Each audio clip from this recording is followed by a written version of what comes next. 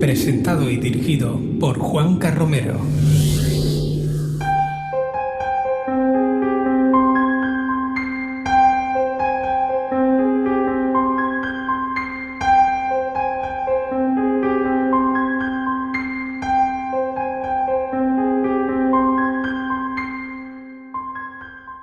Hola, buenas noches, bienvenidos a una nueva entrega del programa Ángulo 13 esta noche con un buen amigo, con el amigo Santi García, pero no va a estar en el programa por ser amigo, que sí, va a estar porque necesitábamos esta noche la figura, la experiencia de un arqueólogo.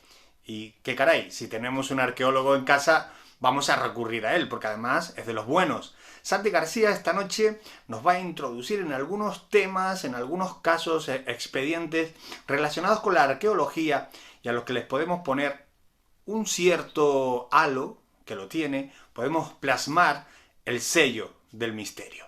Esta noche, misterio y arqueología fundidos y yo espero que puedas disfrutarlo. ¿Te vienes conmigo a esa entrevista, a esa charla? Vamos a descubrir algunos sitios inquietantes y sobre todo interesantes. Comenzamos. Tu forma de ver las cosas. Tu ángulo de visión. Periodismo de investigación. Ángulo 13.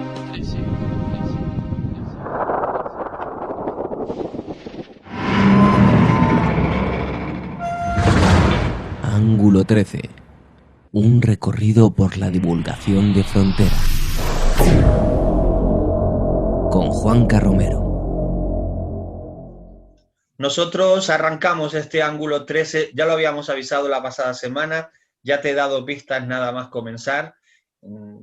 Tiene que ver con piedras, pero con mucho más. Es que tenemos a lo mejor un concepto erróneo o sesgado de lo que es la arqueología. Bueno, vamos a indagar esta noche un poco, mucho, como dirían algunos críos, en ese concepto. Lo vemos en pantalla. Santi García, buenas noches. Muy buenas noches, Juanca. ¿Qué tal? ¿Cómo estamos? Pues bien, como se suele decir en estos tiempos, la salud acompaña. Eso es muy importante, sí. Encantadísimo de estar de nuevo aquí en Ángulo 13. Bueno, sabes que es tu programa y estaría hasta feo, sería pecado que hablásemos de arqueología, que hablásemos de conceptos ligados a ella y que no estuvieses tú con nosotros. ¿Qué te hemos propuesto? ¿Qué vamos a proponer esta noche a los anguleros? Bueno, pues ligar dos conceptos que a nosotros nos gustan mucho, que es el misterio y la arqueología. Uh-huh. No sé si se pueden ligar estos dos conceptos o la ciencia no lo permite. Bueno, pues para empezar a disparar, yo pienso que no hay nada más apasionante y más misterioso que la propia arqueología. Ya no solo lo que es la arqueología en sí, sino lo que es el estudio del pasado del hombre, ¿no? Los vestigios materiales que ha dejado el ser humano. Desde el mismo instante que en principio no tenemos constancia o no tenemos datos para hablar de para qué sirve un resto si no es porque alguien lo interpreta, hasta ese mismo momento, hasta el momento de la interpretación, estamos hablando de un misterio. En ese sentido, una excavación, por pequeñita que sea, en cualquier parte del mundo, es un gran misterio desde la cota cero hasta pues, los 3, 4, 5 o 6 metros que tengamos que bajar. Probablemente yo esta noche te haga alguna pregunta propia de ignorante, pero es que me declaro ignorante en el ámbito de la arqueología. Si tiene respuesta me la das y si no me dice, Juanca, igual vamos a cambiar de pregunta. Ahí va una de ellas. La idea que uno tiene siempre establecida es de que el arqueólogo tiene que hacer agujeros. O sea, el arqueólogo está excavando todo el tiempo, pero la arqueología no solo excava, es decir, hay, vamos a decir, objetos, hay cosas que el arqueólogo no encuentra bajo tierra, sino que las puede encontrar escondidas, las puede encontrar en algún otro lugar, o yo estoy equivocado con eso. No, para nada.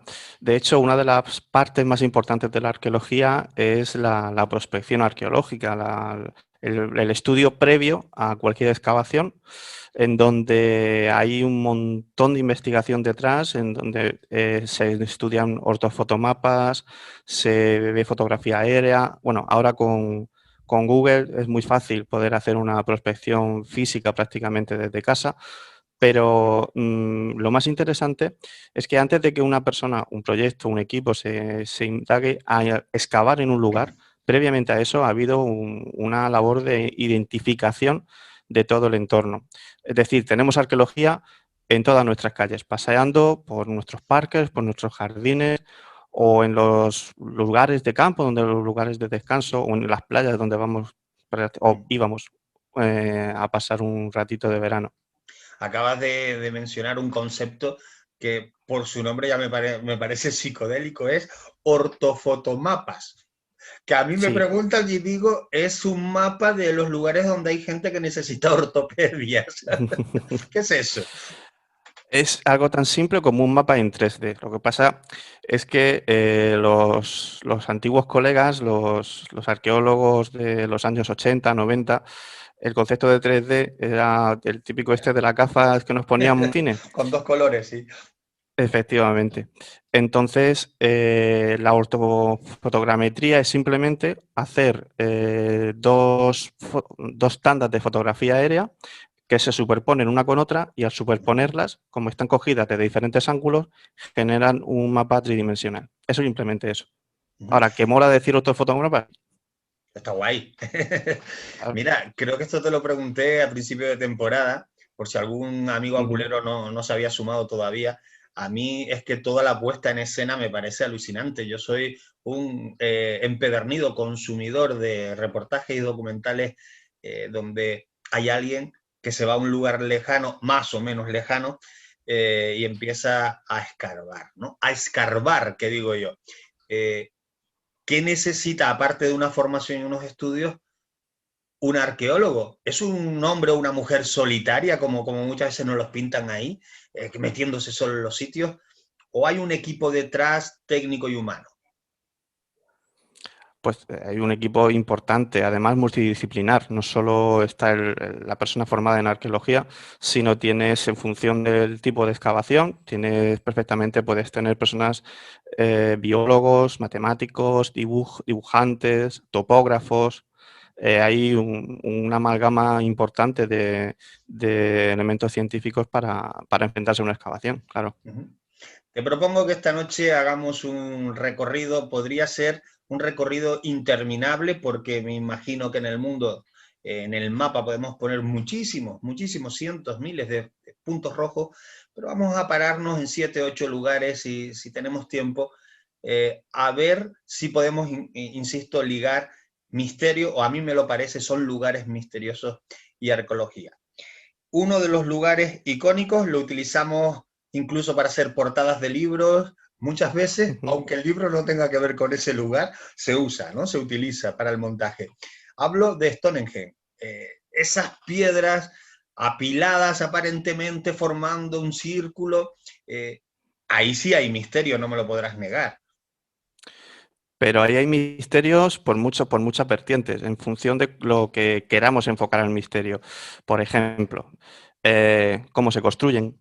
Por ejemplo, por qué tienen la orientación que tienen. Por ejemplo, la interpretación propiamente de esos restos, ¿vale? La ciencia, por decirlo de alguna manera, ha podido dar cierta respuesta, que hasta cierto punto hay que cogerla siempre con pinzas, en tanto en cuanto a la interpretación. Es decir, ¿para qué se construye algo parecido a eso? A lo largo de los años se ha pasado de el simple hecho de ser una necrópolis, que básicamente es la idea que se ha generalizado y además se ha divulgado de esa forma, hasta como si fueran una especie de canales fluviales para la colección, colectores de agua, por decirlo de alguna manera. Fíjate la diferencia de las dos hipótesis que te acabo de marcar. O sea, pues entre ambas ahí corren ríos y ríos de tinta. Pero vamos a situarnos, no sé si tú me puedes ayudar en eso, estaríamos hablando de entre el 2400 y el 2200 antes de Cristo, cuando esto se forma o lo forman, ¿sí? Tercer milenio antes de Cristo, efectivamente. Coincide, ¿vale? Vamos a ir enlazando. Coincide, por ejemplo, con con construcción de las pirámides, por ejemplo, cuarto y tercer milenio antes de Cristo. Coincide también con los grandes zigurats en Mesopotamia o con las grandes construcciones preincaicas en la zona de Perú. Coincide en el tiempo. Claro, ahí nos metemos en otro berenjenal, en otro misterio. ¿Tienen algo que ver? Claro, ¿Tienen? ahí entran muchas de las teorías esotéricas que podemos escuchar muchas veces, ¿no? Quienes hablan de enseñanzas, a mí esto ya me parece flipante, siempre me lo ha parecido, de enseñanzas de seres astrales que en diferentes puntos del mundo dejan su conocimiento, porque en el caso de Stonehenge estamos hablando de Inglaterra, ¿no? Para quien no lo Sí. haya situado, ¿no? También he escuchado hablar, Santi, de que este es un lugar, o lo que vemos actualmente de este lugar, es una parte, digamos que es el resto de lo que en su día pudo haber sido un complejo megalítico mayor, mucho mayor. Efectivamente. Y ahí es cuando se empiezan a abarcar un montón más de hipótesis. Ya no solo, ya no solo, como digo, estamos hablando de esa necrópolis exclusivamente de ese círculo megalítico, sino que estaríamos hablando de una gran extensión de terreno, estaríamos hablando de una gran necrópolis. Claro, lo que más nos llama la atención, o al menos a mí, es esa forma ovalada, esa forma circular, que ya no tanto por la forma, sino por la orientación.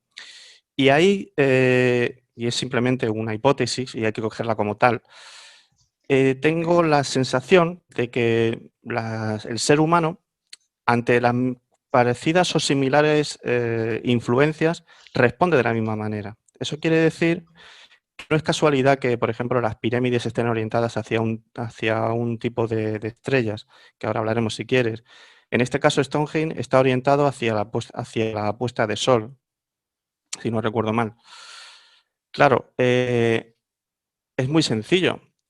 Orientan hacia donde ellos conocen los astros. O sea, no conocen a lo mejor todas las constelaciones, pero sí saben en el tercer milenio que hay una luz y de repente hay una oscuridad. Y saben que la oscuridad aparece por ese lugar. Bueno, pues a lo mejor no estamos en tanto hablando de una deidad, aunque se podría también comenzar esos primeros pasos hacia hablar de los dioses, pero el hecho de que esté enfocado hacia ese punto en concreto nos muestra por lo menos un cierto interés hacia ese astro que desaparece, como una especie de deseo de que vuelva, por decirlo de alguna manera. Y aquí vuelvo a apelar a mi ignorancia. El tipo de piedra que se ha utilizado, eso por un lado, y luego, digamos, ese pulido, aparente pulido de la piedra y la colocación incluso de piedras unas sobre otras, ¿esto fue posterior o se sabe que el colocamiento de las piedras de esta manera viene desde esa época? He hecho varias preguntas juntas, tipo de piedra, etcétera, pero no sé si me aclaro. El tipo de piedra es el que había, o sea, no hay más, El de la jugaban con zona. lo que tenían, el de la zona. Y sobre todo, a lo mejor lo que nos llama la atención mucho es la pulimentación que tiene esa piedra, o sea, cómo es posible que en esos momentos generaran esa piedra tan pulimentada, esas formaciones tan de mampostería, ¿no? Bueno, tenemos muchísimos ejemplos incluidos aquí en España, por ejemplo, Antequera, sin ir más lejos, en donde también se están haciendo ese tipo de estructuras. Eso quiere decir que asociado a ello hay una serie de avances tecnológicos que a nosotros no nos han llegado. Que no nos hayan llegado no significa que no hayan existido. Por lo tanto, sí que hay digamos, una manifestación de una herramienta o una tecnología, digamos, avanzada en ese sentido, que no te la tenemos a día de hoy conocimiento. Sí tenemos conocimiento de la tecnología de uso para hachas, para armas, cosas así, pero no a esos niveles. O sea, no desconocemos cómo han podido hacer ese tipo de mampostería de una manera tan pulimentada y tan perfecta. Y la forma de construcción, que sería otro gran misterio, eso puede ser de diferentes formas. Ahora, volvemos a lo mismo. ¿Con qué tecnología? Sabemos que para alzar ese tipo de piedras se han tenido que usar animales, se ha tenido que usar ríos, o sea, elementos fluviales para transportar ese tipo de piedras. Pero claro, en la zona en la que está, por ejemplo, Stonehenge, no hay recursos naturales de ese tipo. Insisto, esa tecnología a nosotros no nos ha llegado.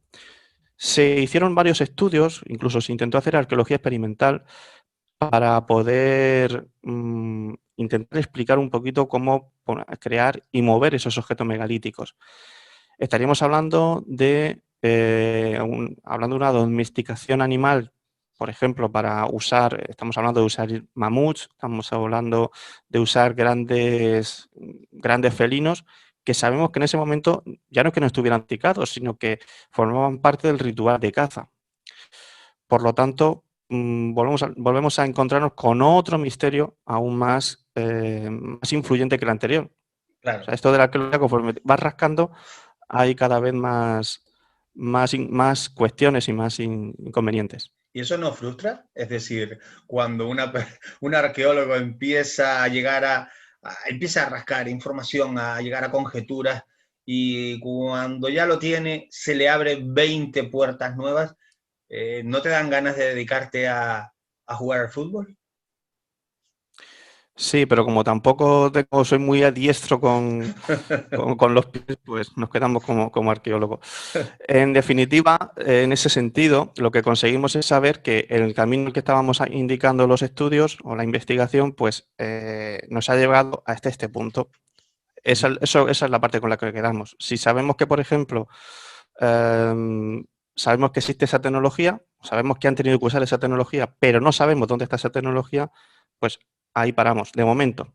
En ese aspecto tenía un profesor que él era muy optimista, es decir, él investigaba y él decía que posiblemente en 20, 30, 50, 60 años, lo que él estaba investigando, eso ya no serviera, ¿no? Se tiraría por los suelos y vinieran otras generaciones a desmontar lo que él ha dicho. Así que en ese sentido, pues, y solamente en ese sentido, más que frustrarnos, miramos hacia el futuro, ¿no? Miramos a que alguien vendrá que solucionará lo que hoy yo no puedo solucionar. A mí me parece envidiable esa actividad. Tú dirás, bueno, pues tiene mucho de sacrificio, da igual, el sacrificio es envidiable. Caray, que creo que igual tenía que haber cogido por otro camino y ese hubiera sido un camino muy bonito. A mí me parece muy seductor. Vamos a seguir dando saltos, si te parece. Claro que podríamos dedicar un programa entero a Stonehenge, pero vamos a ir saltando, ¿no? Y me gustaría proponerte ir a un lugar al que no podremos ir, ahora lo explicaré, o si fuésemos, tendríamos que dividirnos en diferentes puntos de la Tierra, porque, amigo Santi, con la Atlántida nos hemos topado. Y la gran pregunta, ¿de verdad existió la Atlántida o Platón se lució ahí con esas conversaciones entre Timeo y Cristiás, creo que era, y todo forma parte de la inventiva? Pues es una de las preguntas estrella del mundo de la arqueología, de los enigmas de la arqueología. ¿Existió la Atlántida? A día de hoy podemos decir que no tenemos datos para saber el sitio donde existió. Sí hay muchas hipótesis, sí hay muchas personas que por fuentes antiguas, por hallazgos o por simplemente fisionomía, pues por ejemplo, para tirar un poquito para nuestra tierra, hay bastantes investigadores que la sitúan en la zona de Cádiz, la bahía de Cádiz, porque efectivamente Cádiz en su momento llegó a ser prácticamente una isla de la que casi había momentos, incluso espacios de tiempo, en donde estaba más tiempo bajo el agua que emergiendo. Pero la Atlántida, con todas sus riquezas, con todos sus palacios, con esa gran tecnología, ¿no?, de la que estábamos hablando antes, de momento sigue siendo un mito. Posiblemente con el deshielo, yo jamás me escucharás decir que no existe. Yo hasta que no la vea, pues no se puede demostrar nada, pero efectivamente con el deshielo, que ahora es muy interesante porque están saliendo una serie de primates, serie de microfauna y microflora que no se conocía hasta estos instantes. Estoy hablando de la zona, por ejemplo, de Groenlandia o la zona de Alaska, en el estrecho de Bering y toda esta zona, que están aportando muchísimos datos a la documentación arqueológica, antropológica y zoológica. Y desde luego, conforme vamos ascendiendo, conforme vamos descubriendo más los océanos, nos damos cuenta de que cada vez que sabemos menos. Claro. No sabemos a una profundidad X, no sabemos qué es lo que nos vamos a encontrar. Allá donde no llega la luz, no sabemos que lo vamos a encontrar. Y, como ha sucedido en algunos momentos de la historia, ¿quién te dice a ti que en un maremoto, en un tsunami, en alguna catástrofe natural, emerja una isla y ahí tengamos la lista para tirar del hilo y llegar hasta Atlantis? En cualquier caso, y partiendo de una base poco científica, si Platón tenía referencias de un lugar tan concreto como la Atlántida, sería lógico pensar, dentro de toda esta ilógica, que estuviese a su alcance de alguna manera, que estuviese en el entorno donde los griegos se podían mover, ¿no? Y esa es una opción, sería una opción, ¿no? Por eso, efectivamente, tirando de ese comercio fenicio griego en el Mediterráneo, mucha gente habla del año 1000, habla de Sagadi, de Cádiz, y otras hipótesis también nos llevan hacia toda la zona de Málaga, Granada, Almería, por toda la zona del reino de Tartesos. Pudiera ser. Incluso se habla de que el famoso Argo Antonio pudiera estar precisamente fuera uno de los reyezuelos de la antigua Tartesos. Pero ni las fuentes nos lo indican, ni los restos arqueológicos todavía nos llevan a pensar eso.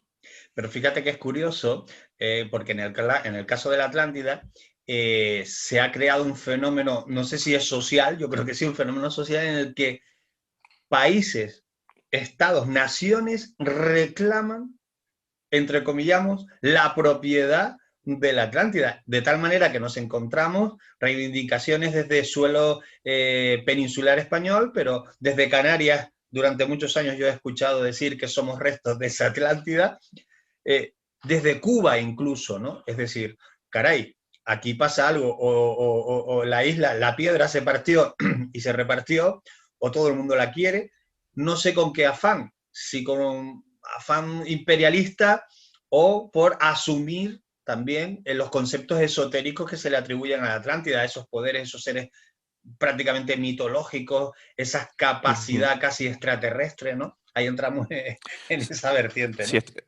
en otros, no, pero es muy interesante porque también tenemos que tener en cuenta que la famosa gigantomaquia, de la que se hablan de los olímpicos, ¿no? La mitología griega, cada vez más estamos excavando casos de gigantes en excavaciones antiguas.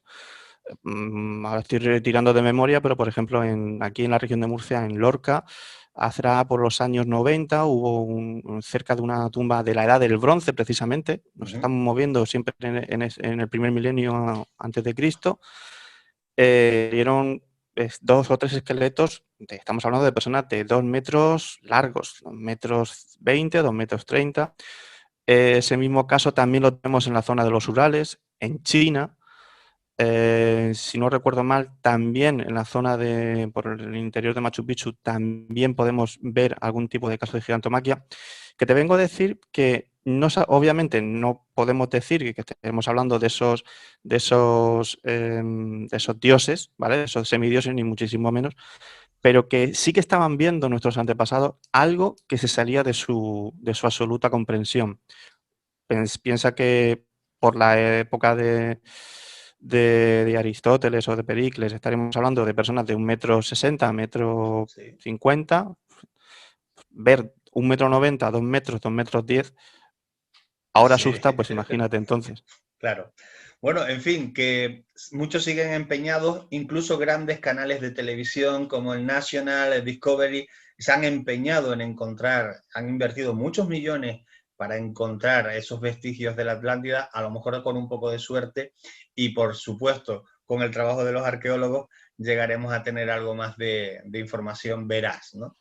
seguimos recorriendo. Y mira lo que te voy a proponer. Tú me dirás si es arqueología o no.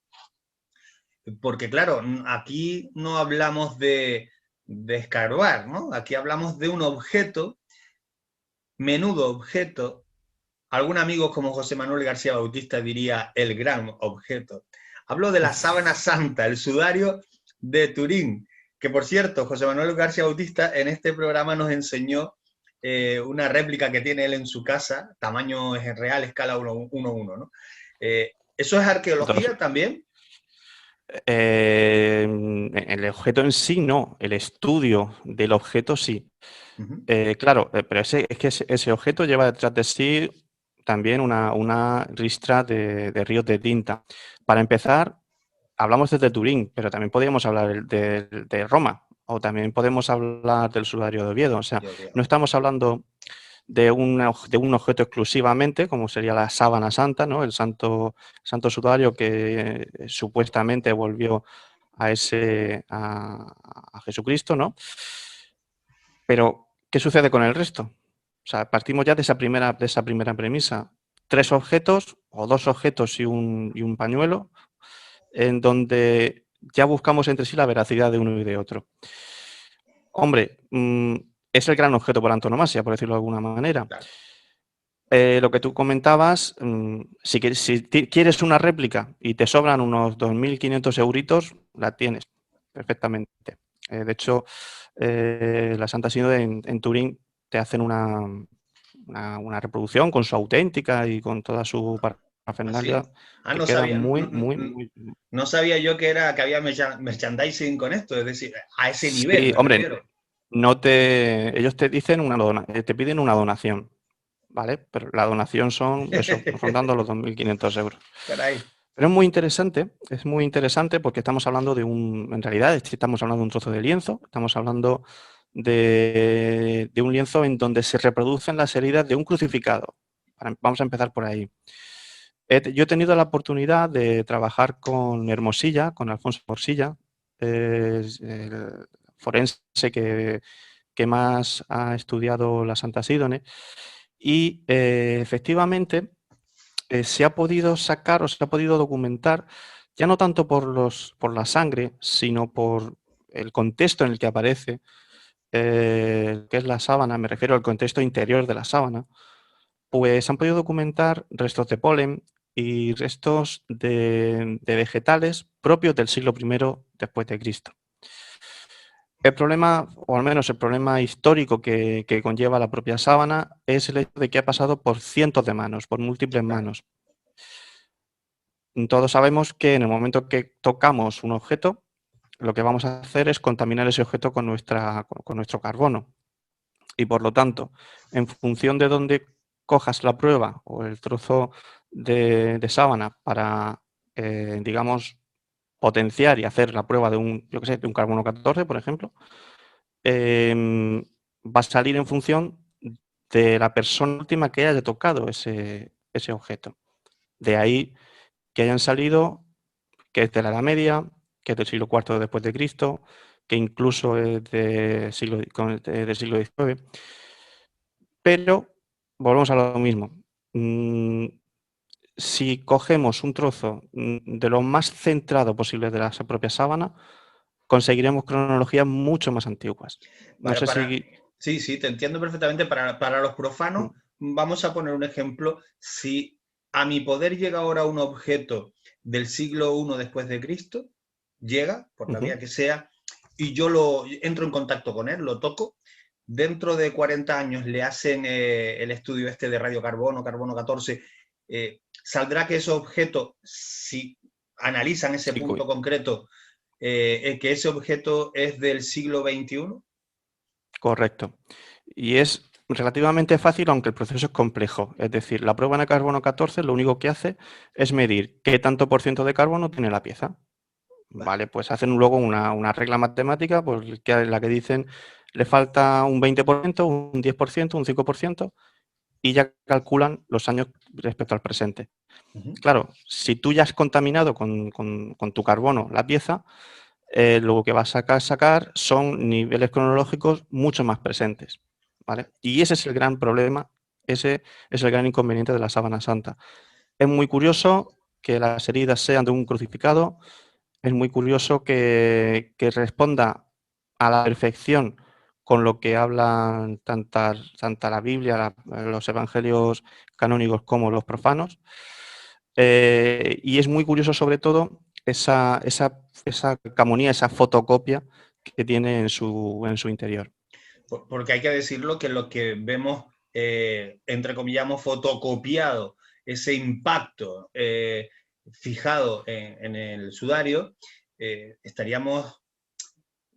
Yo he escuchado decir que incluso no se puede replicar, es decir, la ciencia no ha conseguido imitar eso para llegar al mismo resultado. Hay quien habla incluso de que es una proyección como de dentro a afuera, como si fuese Sí, el negativo de una fotografía, no el positivo. efectivamente.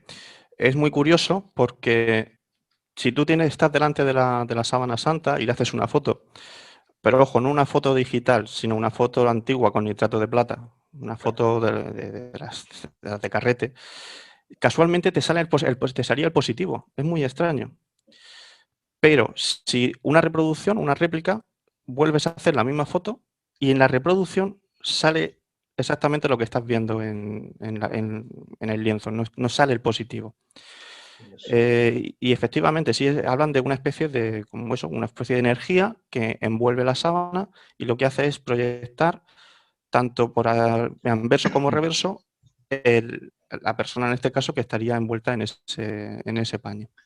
Es muy, Oye, muy curioso. oye, Santi, cuando un arqueólogo, un hombre o mujer de ciencia, se enfrenta a algo como la sábana santa, ser o no ser creyente Ujú. condiciona el trabajo o hay capacidad para separar. Es decir, alguien que es muy creyente, un católico, vamos a decir, activo, un cristiano, no, iba a decir radical, la palabra es fea, un cristiano convencido, podría analizar tranquilamente, con transparencia, algo como la sábana santa. Si la coge como un objeto de estudio, sí. Si la coge como sábana santa, no. Me explico.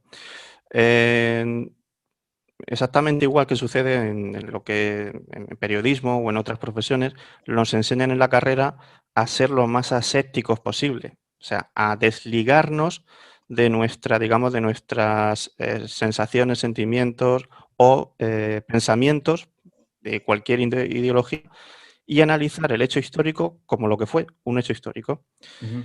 Si acepta ese, la sábana santa como simplemente un trozo de tela donde hay algo impregnado y vamos a ver qué es lo que hay impregnado en ella, sea lo que sea, salga lo que salga el resultado, podrá hacer un estudio bastante objetivo. Si por el contra la sábana santa, el arqueólogo o el historiador está pensando ya que es la sábana santa que tuvo enrollado el cuerpo de Jesucristo, el Hijo de Dios, en ese caso fallará en sus conclusiones, porque más tarde o más temprano acabará proyectando su forma de pensar en sus escritos y por lo tanto se aleja de la objetividad, obviamente. Bien lo decías, Fíjate, eso. Sí, dime. es que es muy curioso, porque a lo mejor mucha gente no lo sabe, cuando tú te enfrentas, por ejemplo, o optas a un puesto en el Vaticano a la hora de hacer investigación histórica, te piden, hombre, obviamente accedes cualquier persona que quiera documentarse o quiera consultar algún dato a sus archivos, no hay ningún problema, pero si te metes en este tipo de temas y, por lo que sea el Vaticano necesita un informe, ese informe no se lo encargan a un creyente, se lo encargan a un musulmán, se lo encargan a un ateo, se lo encargan a Así. alguien que sea totalmente aséptico a ese tema, buscando o intentando buscar en cierta manera esa objetividad. Fíjate, porque la idea que puedo tener, mis prejuicios que siempre van acompañándome, es la de que a la Iglesia le conviene perpetuar, digamos, la milagrería de este objeto, ¿no? Y pues cuanto más hayan que digan que es milagroso, mejor. Pero bueno, tú me estás diciendo prácticamente lo contrario, lo cual aplaudo, ¿no? Interesante, sí. Piensa que en cierta manera, cuantos más objetos prodigiosos existan, en ese sentido, pienso yo, y esto sí que es totalmente personal, lo que haces es restarle valor. Ejemplo, Lignum Crucis, la madera de Cristo. Podemos hacer 40 maderas, ¿por cuántas veces lo crucificaron a este pobre hombre? 40, ¿Vale? bueno, yo creo que más es que hay pedazos de la madera de la cruz de Cristo por todo el universo, caray. Hay cosas que por ese lado sí pueden, sí más o menos van de una manera muy objetiva. Exactamente igual sucede cuando están con el tema de posesiones demoníacas, con requerimientos de exorcismos. Siempre la persona que va a ir a investigar para decidir si es o no, normalmente no suele ser, o la persona que tiene el último informe no suele ser católico. Y en cambio, y ya con esto si quieres terminamos este tema, en cambio, si tuviéramos que excavar en los santos lugares, ahí sí que vamos a tener problemas, y muchos. Porque de la misma manera que la sábana santa, en cierta manera, bueno, es un objeto físico y está ahí, y siempre puedes defender un lado u otro, en los santos lugares hay mucha, ¿cómo decirlo? Mucha mitología en torno a ellos. Por ejemplo, se sabe perfectamente que el lugar donde se está celebrando ahora mismo el nacimiento de Cristo, en Belén, se sabe que no es el sitio, por las circunstancias, por la estructura que tiene. Y ahí también se sabe que muchas de las cosas que hoy nos venden como santos lugares no tuvieron nada que ver con la realidad histórica que sucedió. Ahí sí que tenemos problemas. Y sin embargo siguen convocando a millones y millones de fieles cada año, ¿no? Bueno, a pesar de que se sabe de que no son esos lugares. La fe que mueve montañas y millones de fieles. Vamos a hacer una pequeñita pausa, una cosita breve, Santi, porque así damos opción a que los anguleros se vayan a pillar el vasito de agua y estas cosas que a esta hora siempre vienen bien. Volvemos enseguida. Muy bien. Lo que logramos ver concretamente fueron, una serie de luces de carácter. El hombre ante lo desconocido pues siempre tiene un cierto temor. Yo soy una de esas personas para quienes todo lo relacionado con la muerte... Habíamos visto algunas luces de estas, como si se apagaron los faros, se apagó el motor y el cassette dejó de funcionar. También los amigos de Ángulo 13, a partir de este momento ya pueden descargar el programa desde la página web. Ángulo 13. Cursiva Books pone todas las herramientas para que puedas publicar tu libro. Tú escribes y nosotros hacemos todo lo demás. Contáctanos a través de la página web cursivabooks.com. Cursiva Books, vamos a dar mucho que leer. Tu forma de ver las cosas. Tu ángulo de visión. Periodismo de investigación. Ángulo 13.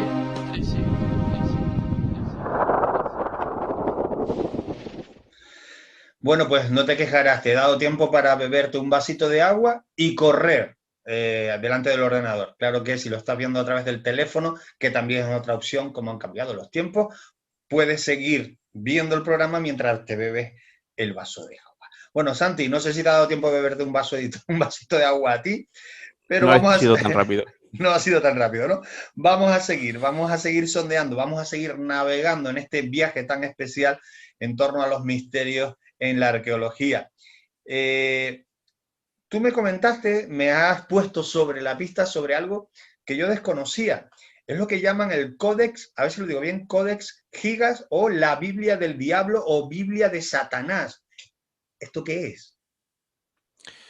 Bueno, pues es un manuscrito de, pues, no te exagero, estamos hablando de 75 centímetros de ancho, por casi 1,20 m de largo.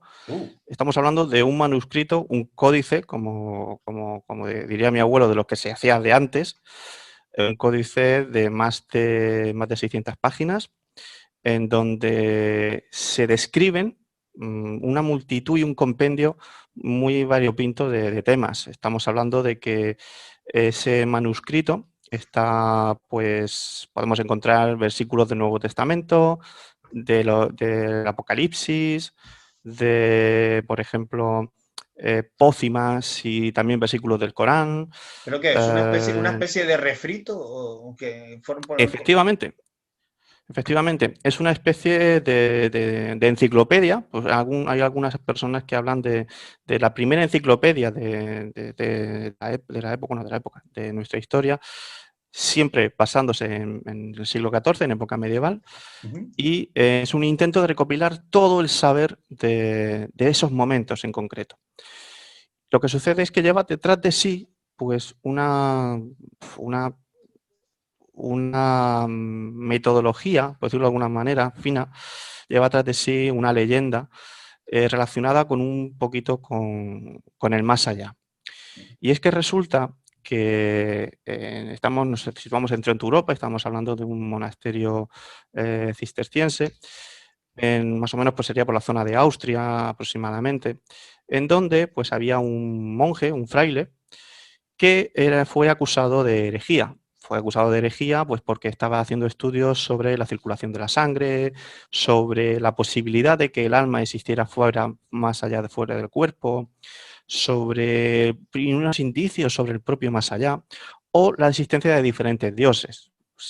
Se ve que el hombre pues estudiaba también el Corán, se desarrolló un poquito una teoría sobre Buda. Cuestión que debido a ese tipo de estudios que realizaba, fue acusado de herejía. Y en el momento justo de su ejecución, la noche de antes, se le da una opción, la última opción. Y la última opción consistía en que se libraría de la muerte siempre que recopilara todo el saber de su época en una noche. Claro, el hombre no tenía otra opción que decir que sí. Dijo que sí, lo encerraron en su cámara y comenzó a escribir. La leyenda cuenta que en un momento determinado de la noche, ya cansado de tanto escribir, lógico, pues vende su alma al diablo para poder salvarse. Sea cierto o no sea cierto, al día siguiente, la leyenda cuenta que él apareció tumbado sobre el gran manuscrito, sobre el Codex Gigas, y pues al final acabó ejecutado porque además no solo lo acusaron de hereje, sino de brujo. Claro. De haber vendido su alma al diablo. Es un caso muy, muy interesante, sí. Interesante la ayuda de Satanás, la ayuda del diablo que en tantas historias nos encontramos. Me viene ahora a mí de memoria la cueva de Salamanca, donde el diablo tiene contacto con los estudiantes y también llegan a un pacto. En fin, este tipo de historias suelen ser muy recurrentes, ¿no? Pero el códex como tal, el códex físico, real, ¿está en algún lado? Sí. El códex ha viajado desde prácticamente el siglo XIV hasta nuestros días por prácticamente toda Europa. Incluso hay alguna habladuría de que incluso el propio Hitler lo tenía en su poder. Es cierto que allá donde ha estado el códex siempre ha surgido o siempre ha llevado la penuria consigo. Es decir, o casualmente han habido varios incendios en la zona o épocas de carestías. Caray. Total, que sobre el propio libro se generó una leyenda negra. Actualmente el libro está en la biblioteca de Estocolmo, la Biblioteca Nacional de Estocolmo. O sea, es un libro que se puede visitar, es un libro que se puede ver. Y si lo vemos, nos daremos cuenta de varias cosas. En la página 192 hay una representación del propio diablo. El manuscrito, y ahí sí se han hecho estudios grafológicos, está escrito por la misma persona. Y los pigmentos, y aquí es donde viene el misterio, porque hasta aquí podía ser simplemente una leyenda, los pigmentos del libro, tanto los pigmentos de la letra como los pigmentos de las ilustraciones, corresponden al mismo momento. No al mismo día, pero sí al mismo instante, al mismo momento del año. Quiere decir, estamos hablando de un periodo de un mes, de 2 meses, de 3 meses. Se han hecho estudios, además, en donde se ha intentado reproducir experimentalmente el libro. Obviamente no las 600 páginas, que por cierto, hay 200 páginas que están arrancadas. pero sí se ha hecho una especie de estudio en donde reproduciendo 20-30 páginas a una velocidad más o menos interesante, un escribano tardaría casi unos 30 años en escribir el mismo manuscrito. Claro, en 30 años cambias la grafía, cambias el tipo de letra, cambian los pigmentos y sobre todo cambian la composición de esos pigmentos. Desde la primera página hasta la última que se conserva, se ve y se ha analizado que son las mismas plantas, el mismo tipo de molusco, las mismas conchas, que machacadas pues forman los ocres, los tonos oro, los tonos turquesa de las propias ilustraciones del libro. Ahí es para mí donde está el misterio. Caray, el Codex Gigas me interesa mucho más ya que el Necromicon, que al final yo ya me he querido olvidar de él, pero estaba yo pensando mientras describías no solo la leyenda, sino el propio libro, que qué editor no se mataría por poder reeditar un libro como ese. Pero claro, me estás diciendo que detrás de él va la maldición y entra el mal rollo, pues igual no vale la pena reeditar. Yo creo que no vale mucho la pena, sinceramente. Bueno, nos vamos a Egipto. Me pasa un poco como con el concepto ovni, ¿no? Es que, Santi, nos han machacado tanto desde la infancia con determinados iconos, ¿verdad?, que llegan a cansar. Y a mí todo lo que tiene que ver con el Antiguo Egipto, aunque me parece interesantísimo y siempre hay cosas nuevas, llega un momento en que me satura, ¿no? Sin embargo, la imagen de Tutankamón, o Tutankamón, como dicen en muchos lugares, ¿verdad?, me resulta atrayente. Concretamente, ese misterio que rodea a una daga que Howard Carter, creo que fue él quien la encontró en la tumba de Tutankamón. La daga extraterrestre, que llaman muchos.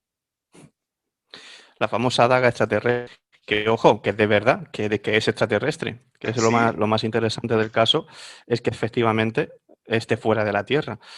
Es muy interesante, pero por el hecho de todo lo que lleva detrás de sí. ¿Qué es eso de la daga? Bueno, cuando se produce el proceso de momificación, normalmente, bueno, aparte de obviamente quitar los restos orgánicos, los órganos que se van a pudrir, que son los que van a los vasos canopos, corazón, hígado, riñones,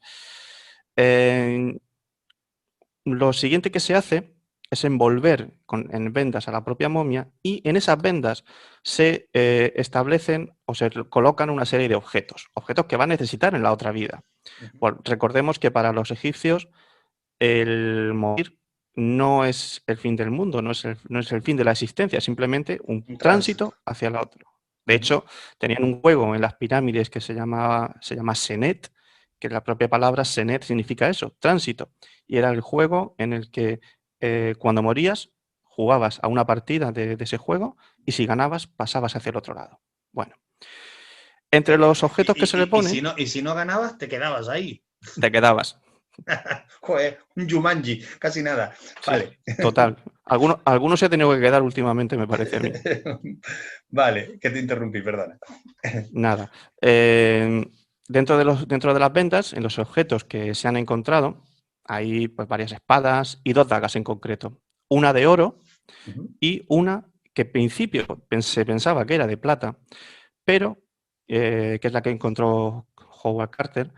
Ya en los años 40 empezaron a indagar y vieron que esa plata no era, que más bien parecía un hierro, pero un hierro muy extraño, un hierro que no se oxidaba. El hierro lo normal es que se oxide. Conforme van pasando los años, y sobre todo ya nos estamos metiendo en la década de los años 90, se hacen una serie de estudios que culminan a escasos 5 años, en donde se demuestra que el material de esa daga es de un meteorito. Es de origen, efectivamente, es una daga hecha con una piedra que procede del espacio. Pero digamos, lo interesante en este caso, que ya de por sí este hallazgo sería interesante, es el hecho de que ellos conocieran, es decir, nuestros antepasados conocieran que esa piedra viene del espacio y, sobre todo, por qué usan esa y no usan otra. Vale, el hecho de que la conocieran, para mí es una verdadera incógnita. O sea, porque no se puede dar el caso, digo, por datación, que hayan visto caer ese meteorito y lo hayan recogido. Hayan visto, seguro que han visto, porque eran expertos astrónomos. Y meteoritos vieron muchísimo. De hecho, ellos sabían cuándo recolectar y cuándo el trigo, el cereal, a través de la subida de la Luna, que era lo que producía los afluentes del Nilo, o sea, las crecidas del Nilo. O sea, que ellos conocían seguro y tenían que haber visto estrellas fugaces. Pero de ahí a relacionar eso con materiales para hacer armas, sobre todo para los dioses, hay una evolución importante. Claro, para ellos esas piedras procedían de los dioses, procedían directamente de las estrellas. De hecho, nosotros lo conocemos como hierro meteórico, pero ellos lo conocían como el hierro el metal de los dioses. Claro, por ese motivo hacen ese tipo de dagas para los faraones, porque en realidad son las armas con las que luchan los dioses en la otra vida, contra el mal, contra Apophis, contra Set. Tienen que usar armas especialmente diseñadas para ellos, porque son dioses. Por ese motivo, usan el material de hierro meteórico, usan material de meteoritos. Insisto, mi pregunta, y que no he sabido todavía contestarla, es cómo relacionan esas piedras que caen con ese hierro meteórico, con esas armas de los dioses que teóricamente les mandaban para protegerse. Luego saber trabajar con ese tipo de aleación, trabajar, no solo ya con lo que tú dices, que ya es un misterio, pensar en utilizarlo para armas y no para otra cosa o simplemente para adorar la piedra que los dioses te mandan, sino llegar a esa conclusión, pero además trabajarla, ¿no? Claro, piensa que la famosa daga extraterrestre está totalmente pulimentada, o sea, está trabajada hasta el último detalle. La estamos viendo en pantalla, realmente me dices que la acaban de hacer y parece una cosa muy hecha en fábrica, ¿no? Una cosa muy... Y el secreto está, el secreto está en el níquel. Por eso se sabe que es extraterrestre. Es hierro, obviamente, es un objeto férreo, pero con unas concentraciones de níquel que no son terrestres. O sea, en nuestro mundo no existe ese tipo de concentración tan alta solamente en piedras de meteorito. Bueno, no quiero yo abusar de tu tiempo, pero un ratito más sí te voy a robar, Santi. Por favor. Todavía no ha llegado la madrugada. Mira, además me interesa mucho tu opinión sobre un concepto que en Canarias está muy mezclado, ¿no? Te quiero hablar ahora de los guanches o antiguos pobladores. Pero antes de dejar Egipto, que me acaba de llegar una duda a la mente, ¿no? Los arqueólogos, los historiadores, cuando se ponen delante de esos escritos hechos en dibujo, ¿no? Se inventan la traducción, porque, caray, a ver, yo veo ahí un montón de bolas, una especie de buitre, no sé qué, y ahí dice, bienvenido a la tierra de los dioses, porque lo dices tú. Pues es que tienen mucha imaginación, mis colegas. Los pictogramas jeroglíficos tienen su alfabeto y la transposición de las letras, todo viene por la famosa piedra Roseta. O sea, si no es por la piedra Roseta, donde aparece jeroglífico, cuneiforme y copto, jamás en la vida hubiéramos podido traducir ningún jeroglífico. Yo soy más de los cuneiformes de Mesopotamia, que van con esquemitas, con dibujos esquemáticos. Yo tengo más imaginación, incluso. Caray, ¿cuánto sabe esta gente? Bueno, que nos vamos a hablar de lo que te proponía.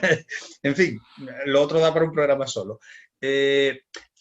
Fíjate, Santi, que desde Canarias, la percepción que yo he tenido toda mi vida y a medida que te vas metiendo en estos temas mucho más, es de que cada vez sabemos menos, hablo de la población en general, de nuestros antiguos pobladores, los guanches hablando en genérico, aunque sabemos que cada isla tenía una forma de llamarlos, ¿no? Es más, a medida que pasa el tiempo, tengo la seguridad, aquí sí me atrevo a decir, que nos interesa o hay intereses para que eso no florezca, que ese conocimiento se desvanezca. Tenemos ejemplos especialmente en la isla de Tenerife, mucho más que en Gran Canaria, muchísimo más, ejemplos de nuevas construcciones, centros comerciales, carreteras, etcétera, que cuando comienzan a hacer sus trabajos y ven que hay algo ahí que me puede parar la obra, no lo comunico y sigo trabajando. Y así hemos perdido un legado importante. Se conoce, hablo ahora a nivel estatal, ¿Se conoce quiénes eran los guanches? ¿O todavía se sigue pensando en aquellos hombres altos, guapos y rubios que vivían en Canarias? Pues por desgracia, se sabe que a nivel peninsular, ¿vale? Se sabe que los guanches eran los antiguos pobladores de las Islas Canarias.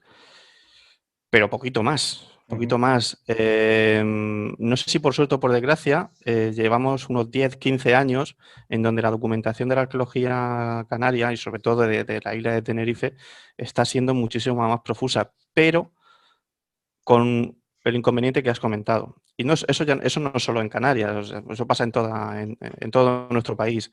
Es una pena porque, ya no porque yo sea arqueólogo, eso es lo de menos, pero yo pienso que todo lo que se invierta en patrimonio, en arqueología, en nuestras tradiciones, va a repercutir en una sociedad mejor. Un ejemplo, y me centro en Canarias. Hará poquito tiempo tuve la suerte de poder organizar para el Ayuntamiento de Cartagena unos talleres sobre juegos en la antigüedad de aquí de la ciudad. Y me di cuenta que nadie se acordaba de un juego muy clásico, clasiquísimo, y que en Francia, en Centroáfrica y todavía en algunas zonas del mundo se sigue jugando, que es el Mancala. Descubrimos que aquí en la ciudad de Cartagena, por ejemplo, se estaba jugando a ese juego en concreto hasta antes de la Guerra Civil. Pero desde la Guerra Civil, fíjate lo que te digo, hasta la actualidad había desaparecido de la mentalidad colectiva. Nadie sabía de qué te estaba hablando. Eso algo tan sencillo y tan fácilmente demostrable y tan palpable, sucede con el resto de cosas. O sea, lo que tú dices y si quieres, pues nos podemos centrar un poquito más en Tenerife, en la zona del sur de Tenerife en concreto, una zona donde hay cientos, una gran cantidad de hoteles de lujo, apartamentos y zonas residenciales, y en donde tenemos constancia prácticamente desde la Edad del Bronce que hay yacimientos y hay asentamientos que de los que solamente queda un poquito de terreno, y te puedo decir, por desgracia, que el 25%, al menos lo que yo sé es que no lo quiero ni imaginar, al menos el 25% ya se ha perdido para siempre. Generoso me parece ese 25. Fíjate, Santi, que de esa zona de la que tú hablas, de esa zona del sur de Tenerife, especialmente la zona de Guía de Isora, Adeje, ¿verdad? Se han encontrado, tú lo sabrás mejor que yo, se han encontrado restos, pintaderas, algo de cerámica, se sabe de lugares donde fueron utilizados para enterramientos. Bueno, enterramiento es un concepto que en los guanches habría que discutir, pero se sabe que en esos barrancos donde se han encontrado, en esas cuevas, en las laderas donde se han encontrado estos vestigios, esos barrancos desembocan, como todos, en el mar, ¿no? Donde hoy en día está plagado de hoteles y ya no se ve ni el barranco está ahí sepultado o subterráneo, ¿no? Se sabe también que por las costumbres de los antiguos pobladores, guanches, era la de ir a la costa, pues a mariscar, llevar rebaños a zonas más llanas, es decir, ellos estuvieron en esa zona de costa y habrán dejado ahí un legado también, pero ese legado sí se pierde, ese legado no está debajo del cemento. Cierto. Y bueno, si me permites, pues sí, podríamos hablar, por ejemplo, de la zona de Abama. Por ejemplo. La zona de Abama, desde el año 2006, bueno, anterior al 2006, básicamente en el año 2002, ya se estaban haciendo pequeñitas campañas de prospección, pequeñitas campañas de excavación. Pero lo interesante de toda esa zona es que está plagada de pequeños refugios, de pequeñas cuevas, que nadie le había dado importancia hasta ese instante, porque todo el mundo pensaba, la tradición oral o los pastores de la zona, siempre se había pensado que eran refugios que habían hecho los mismos pastores para en un momento determinado, pues eso, acobijarse pues, de las mareas, del viento, de la humedad, de lo que fuera. Claro, estamos hablando de lugares de un torno a 260 metros sobre el nivel del mar. Estamos hablando de pequeñitas llanuras relativamente muy fácilmente accesibles. Por lo tanto, la siguiente pregunta que se hace un arqueólogo es: ahí tiene que haber vida. Ahí tiene que haber vida y tiene que haber algún poblado. Y efectivamente, como te digo, desde las campañas 2005-2006, o sea, las excavaciones que se hicieron en la zona, se documentaron cuatro grandes espacios. El primero de ellos, plagado de pinturas rupestres, que esas de por sí la interpretación serían pues alucinantes. Estamos hablando de zoomorfos, estamos hablando de antropomorfos, estamos hablando de un momento de la Edad del Bronce circa 1600 a.C. O sea, nos estás hablando de representaciones de animales, etcétera, en esas... En esas cuevas. Claro, porque a nosotros lo que se nos ha ofrecido es que los guanches solo hacían espirales, triangulitos, sí, y poco más. Figuras geométricas. ¿Sí? Esas figuras geométricas vistas en perspectiva ya no solo son figuras geométricas, estamos hablando de representaciones figuradas, que es lo que nos llama muchísimo la atención, porque, insisto, o sea, es los mismos patrones que se están haciendo en la península, en ese sentido. Pero es que, digamos, en el ambiente 2, por decirlo de alguna manera, en el espacio 2, todos los cuatro espacios están muy cerquita uno de otro, han aparecido estructuras, han aparecido muros. Esos muros que pensábamos que habían hecho los pastores, son muros hechos en la Edad del Bronce, con una datación en torno al 2500 antes del presente, antes de nuestro momento, de nuestra era. Estamos hablando de construcciones importantes, donde se ha conseguido demostrar que en el ambiente 4 nuestros pastores sí copiaron a sus antepasados del ambiente 2. Lo que en principio siempre se había hablado, el mito famoso de que esos son piedras que han hecho los pastores de ahora. Sí. Efectivamente, algunas sí, pero copiando a los que habían hecho pues los pastores de hace 2500 años. Fíjate que en la tertulia de la pasada semana salió un poco a bola pluma ese asunto referido concretamente a las pirámides de Weimar, que daría para un programa único. Y esto que estás comentando tú es muy interesante, es decir, ya no es afirmar que aquí lo llamamos los magos es el hijo del sol, la gente del campo, ¿verdad? Que el campesino apilaba aquellas piedras para limpiar su terreno o para hacer un muro de contención, etcétera, sino que estaba, según nos dices, imitando aquellas construcciones que ya veía y que vienen de muchísimo más atrás, ¿no? Claro, piensa que son construcciones con las que ellos se han criado. Estamos hablando de construcciones que siempre han estado ahí. Y ojo, si ahora solamente vamos a ver, con suerte, un muro circular. Pero hace 100 años, por ejemplo, 150 años, 60 años, se veían el poblado perfectamente delimitado. O sea, estamos hablando de un poblado intenso y con una economía ya muy desarrollada. Problema, en el espacio 3, si te recuerdas, he dicho que había 4 espacios, sí. El 1 anterrupestre, el 2 esas estructuras de muros, el 4 los muros imitados, por ejemplo, los muros modernos, el 3 ha desaparecido.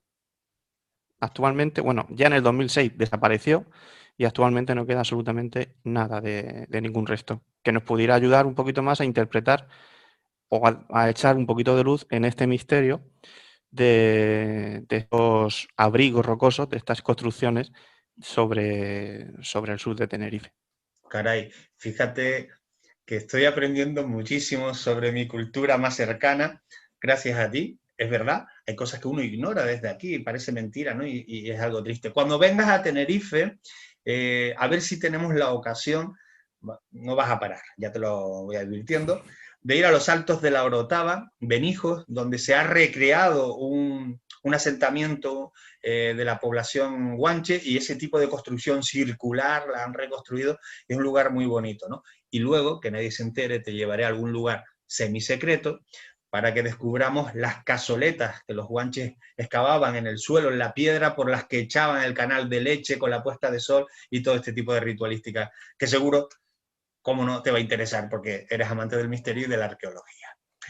Nos vamos, seguro que sí, nos vamos a sondear, nada, te voy a proponer una paradita más, porque esto lo he visto yo en los libros, a mí me lo han contado en un montón de documentales, he podido entrevistar a misteriólogos y gente del misterio que le dan una u otra explicación, pero para mí sigue siendo un misterio. A ver si, no sé exactamente si lo sabré situar, es el templo de Abidos, hay unos jeroglíficos y Santi, de verdad, para mi gusto que eso está lleno de helicópteros, submarinos, platillos voladores, yo eso lo veo claro ahí. De naves espaciales, la verdad es que Sí. son una pasada.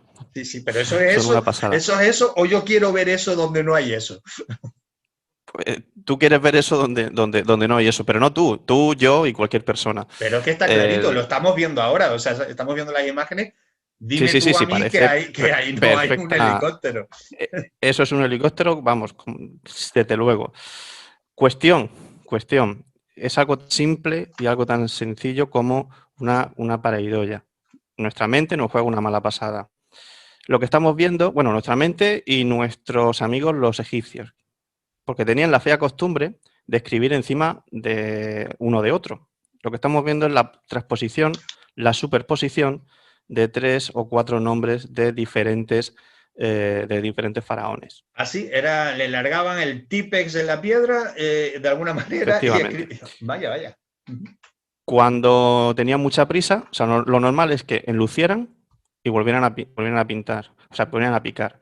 ¿Qué sucede cuando hay prisa o cuando quieren hacer damnatio memoria? Es decir, cuando quieren borrar la historia de ese faraón, pues le repican el nombre y escriben encima.